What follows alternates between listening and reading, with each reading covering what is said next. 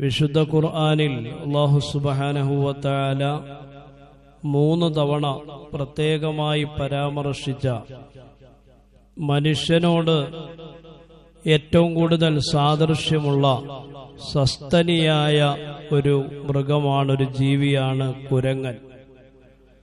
ഖുർആനിലെ 3 സൂറത്തുകളിലായി 3 ഇടങ്ങളിൽ അല്ലാഹു തആല കുരങ്ങിനെ കുറിച്ച് 3 തവണ പറയുന്നുണ്ട്. ഈ കുരങ്ങന്റെ ഒരു പ്രത്യേകത, ആ കുരങ്ങ് തന്റെ കുഞ്ഞുങ്ങളുമായി യാത്ര ചെയ്യുന്നത് നിങ്ങൾ ശ്രദ്ധിച്ചിട്ടുണ്ടാവും.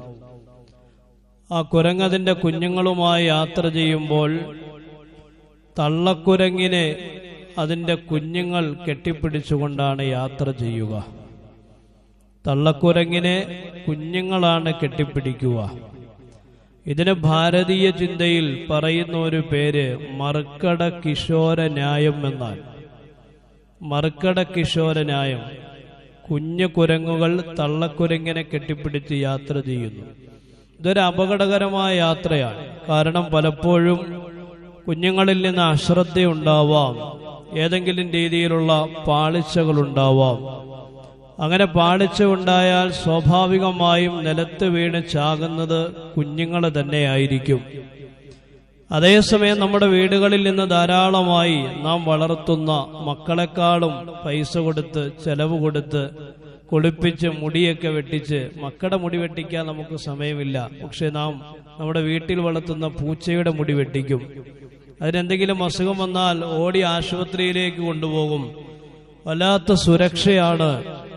ഇങ്ങനെ നാം ശ്രദ്ധയോടുകൂടി വളർത്തുന്ന പൂച്ച, ആ പൂച്ച തന്റെ കുഞ്ഞുങ്ങളുമായി യാത്ര ചെയ്യുന്നത് കുഞ്ഞു പൂച്ചകൾ തള്ളപ്പൂച്ചയെ പിടിച്ചുകൊണ്ടല്ല, മറിച്ച് തള്ളപ്പൂച്ച കുഞ്ഞു പൂച്ചകളെ കടിച്ചു പിടിച്ചുകൊണ്ടാണ് യാത്ര ചെയ്യുക.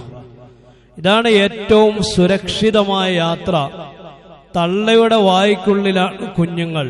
കുരങ്ങിൻ്റേത് നേരെ തിരിച്ചാൽ തള്ളയെ പിടിക്കുന്ന കുരങ്ങുകൾ.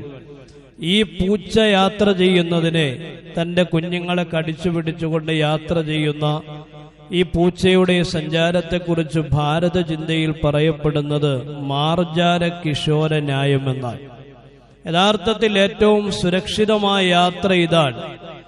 ഈ യാത്രയെ ഉദ്ദേശിച്ചുകൊണ്ടാണ് പഴയകാലത്തൊക്കെ നമ്മൾ പറയുക, ദൈവമേ കാത്തുകൊൾകങ്ങു, കൈവിടാതിങ്ങു ഞങ്ങളെ. അല്ലാഹുവേ, നീ ഞങ്ങളെ കാക്കണേ, ഞങ്ങളെ കൈവിടല്ലേ. യഥാർത്ഥത്തിൽ നാം അള്ളാഹുവിനെ പിടിക്കുന്നതിനു പകരം അള്ളാഹു നമ്മെ പിടിച്ചാൽ പിന്നെ അതാണ് ഏറ്റവും സുരക്ഷിതം.